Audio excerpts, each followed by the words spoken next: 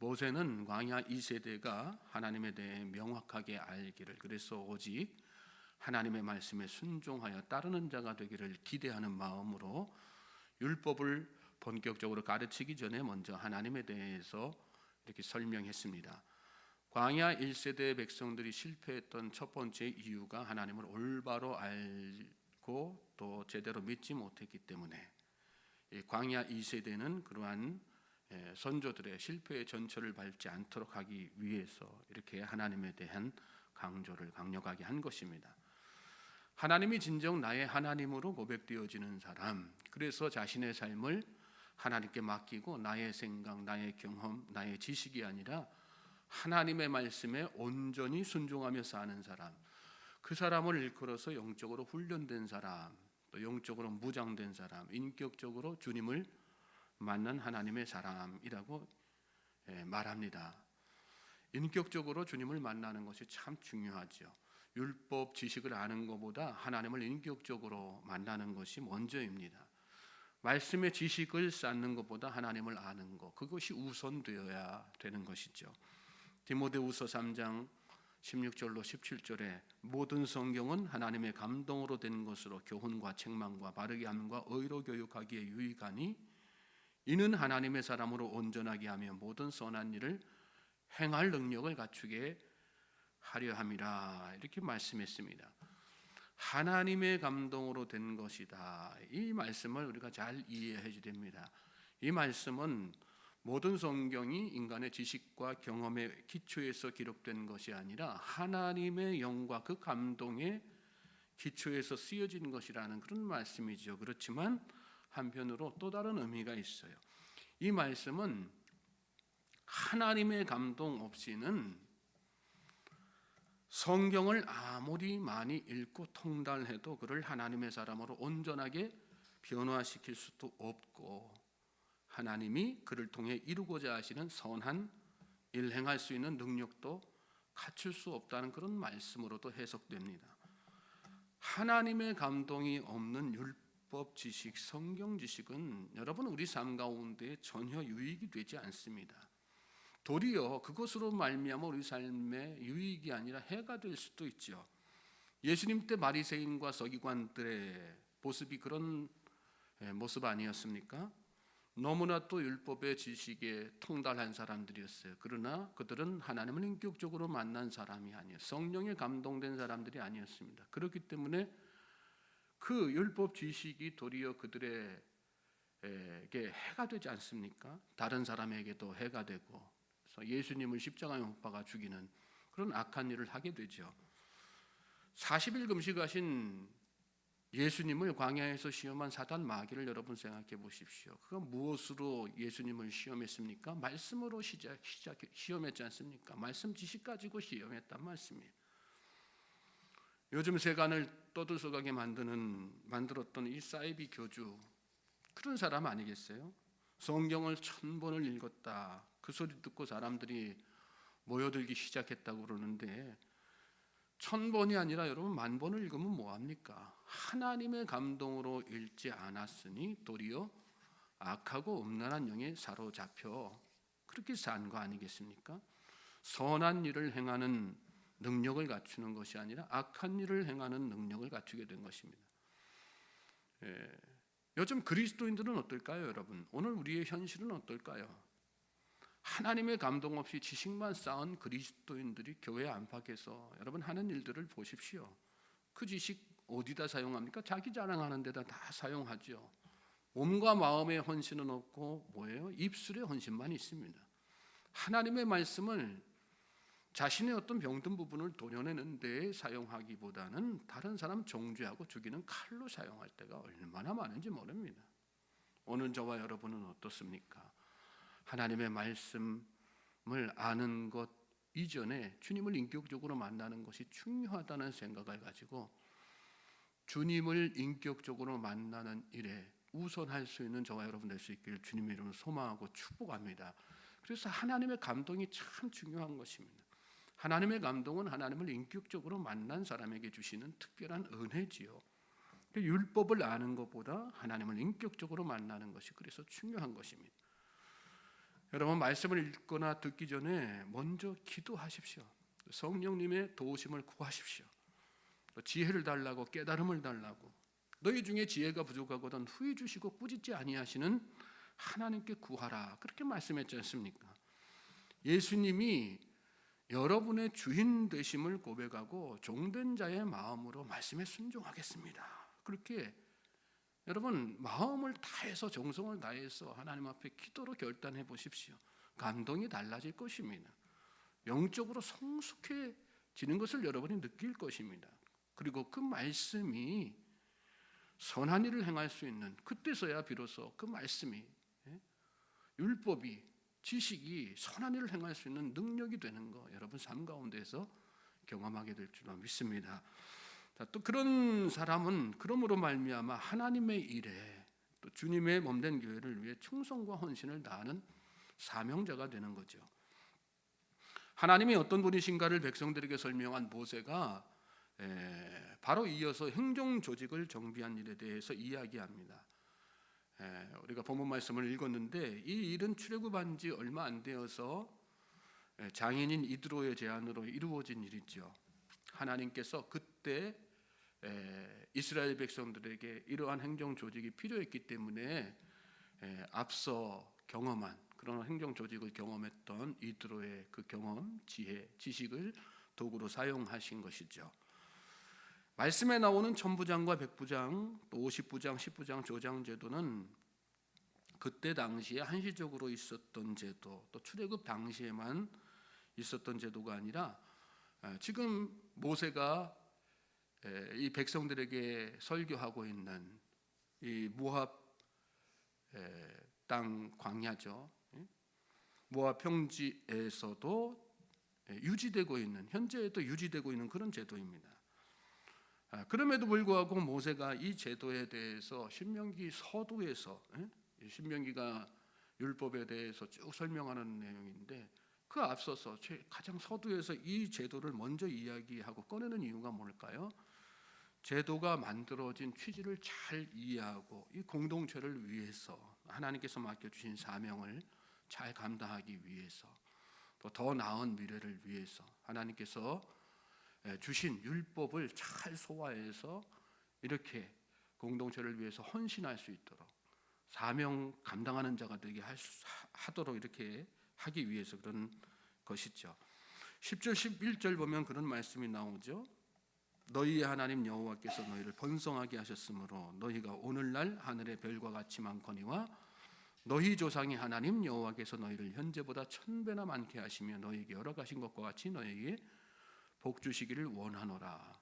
그렇습니다. 이 모세는 앞으로, 현재까지도 하나님께서 그동안에도 출애굽 이전에서 출애굽 당시까지, 그때까지도, 그리고 현재까지도 하나님께서 다 이렇게 많은 복을 주셨는데 이 모세의 기대는 어디 있어요? 그런 과거에 주셨던 하나님의 축복을 바탕으로 해서 더 나은 미래, 하나님께서 이 백성에게 여기 말씀 보면 현재보다 1000배나 많게 하시며 그러지 않습니까?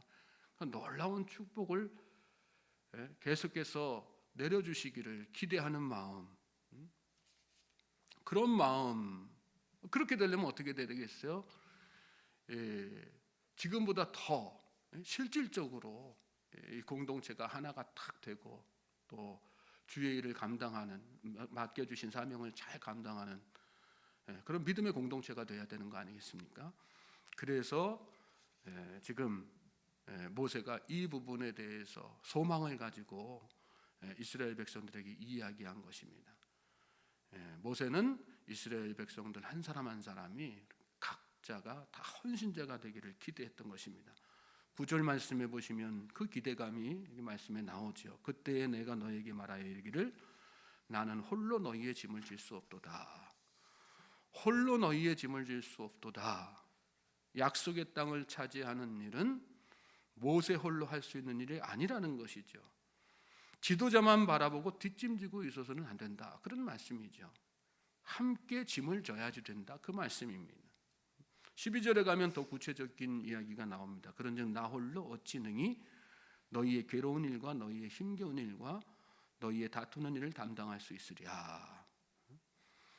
홀로 할 수 있는 일이 아니기 때문에 조직을 정비하고 백성들의 우두머리를 중심으로 해서 천부장, 백부장, 50부장, 10부장, 조장 이렇게 세웠다 이 말씀이에요.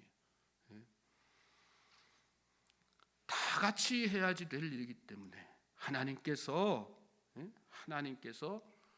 약속하신 거 성취하는 일, 가나안의 땅을 얻는 일은 혼자 하는 일이야.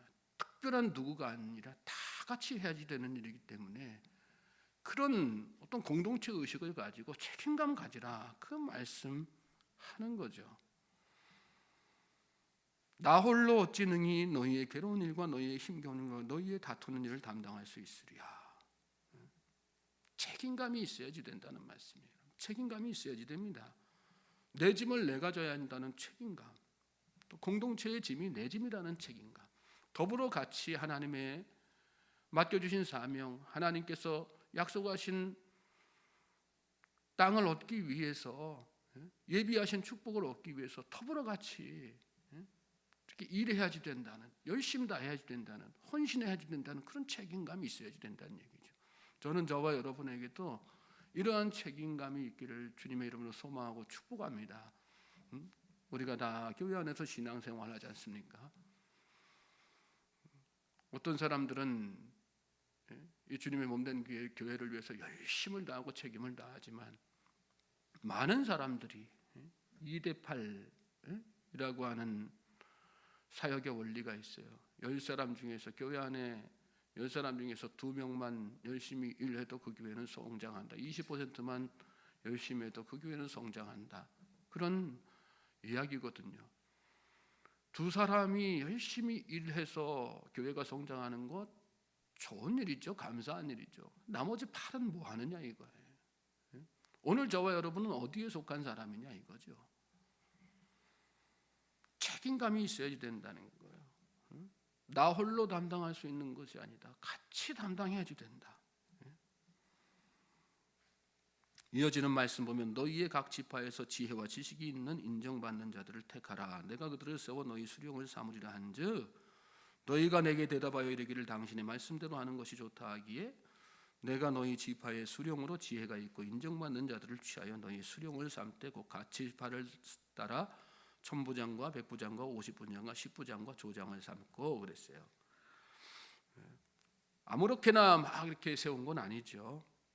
지혜와 지식이 있는 인정받는 자들 택해서 그렇게 지도자로 세웠다는 얘기죠. 이 말씀은 바꿔서 이야기하면 무슨 뜻입니까?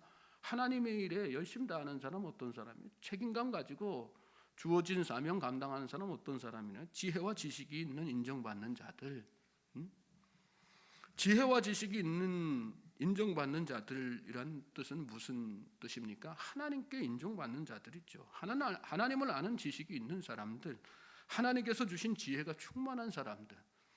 그래서 민수기 묵상하면서 우리가 살펴보았지만 이렇게 지도자로 쓰임받은 사람들의 이름을 이렇게 살펴보면 대부분 하나님과 연관된 이름을 가진 사람들이었어요. 무슨 뜻입니까? 하나님과 친밀하고 밀접한 관계를 가진 사람들이 이렇게 쓰임받았고 그리고 그렇게 해서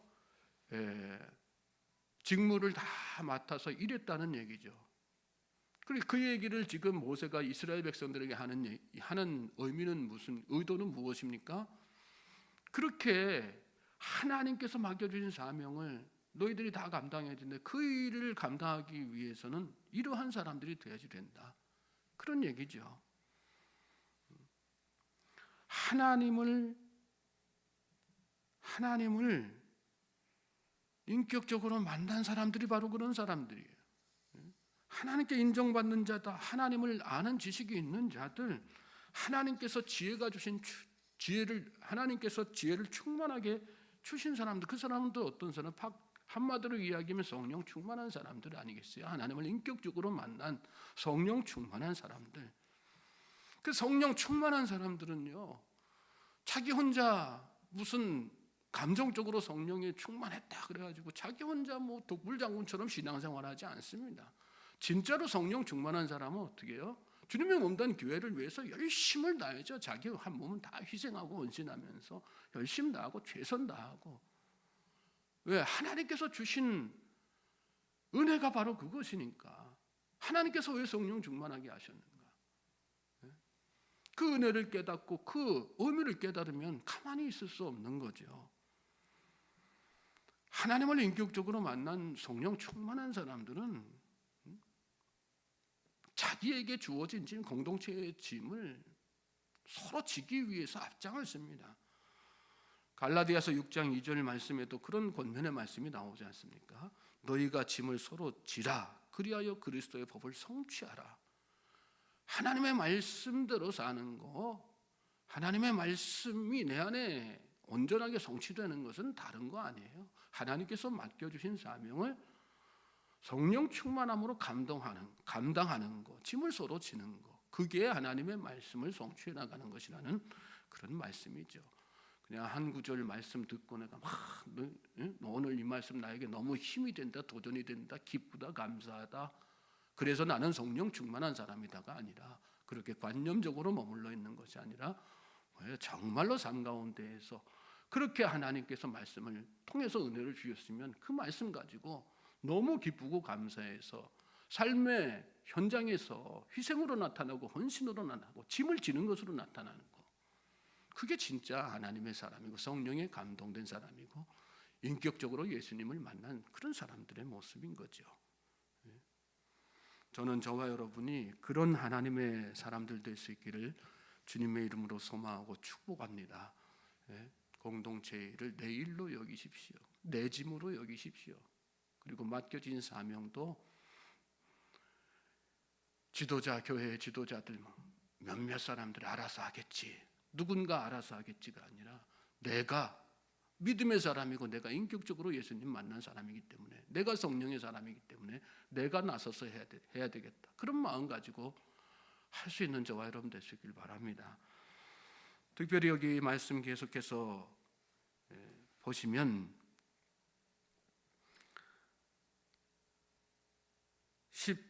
11절 말씀은 그런즉 나 홀로 어찌 능히 너희의 괴로운 일과 너희의 힘겨운 일과 너희의 다툰 일을 담당할 수 있으랴, 이렇게 이야기하면서 그 뒤에 이어지는 말씀에 109장, 59장, 19장, 조장 3은 내용을 이야기하죠. 그러면서 16절에 넘어가서 보면 내가 그때 너희 재판전에 명하여 이르기를 너희가 너희의 형제 중에서 송사를 들를 때에 쌍방간의 공정히 판결하는 그들 중에 있는 타국인에게도 그리할 것이라.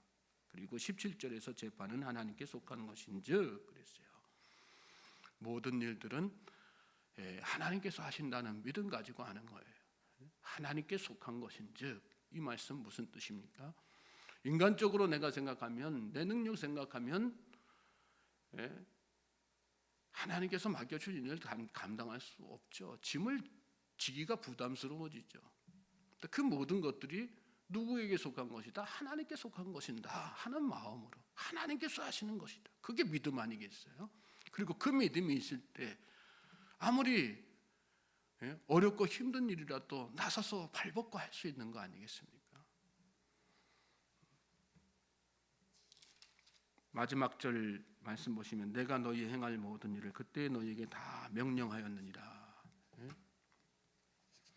모세는 이 한마디로 광야 2세대 백성들이 모세 통해서 하신 하나님의 말씀을 다 있는 그대로 행하기를 도전하고 권면하고 있는 것입니다. 오늘 저와 여러분은 믿음의 사람입니까? 성령 충만한 사람입니까? 인격적으로 주님을 만난 사람입니까? 우리의 믿음이 머릿속에만 머물러 있지 말고 나 혼자만을 위한 믿음이 아니라 하나님의 유익을 위한, 하나님의 선한 일을 위한, 주님의 몸된 교회를 위한 그런 도구가 될 수 있기를, 그렇게 쓰임받을 수 있기를 여러분 기도할 수 있기를 주님의 이름으로 소망하고 축복합니다. 그럴 때 우리가 정말 성령 충만한 사람으로서 선한 일을 행하는 그런 하나님의 사람들이 다 돼가는 것입니다. 이 하루 그러므로 오늘 말씀 묵상한 대로 하나님 앞에 짐을 지는 믿음을 가지게 해달라고, 내 개인의 짐, 교회의 짐, 가정의 짐 다 내가 떠안을 수 있는 큰 믿음 허락하게 하듯, 그리고 그렇게 짐을 떠안아 믿음으로 나아갈 때 하나님께서 능력 주시라고, 능력을 구하는 저와 여러분 될 수 있기를 주님의 이름으로 소망하고 축복합니다.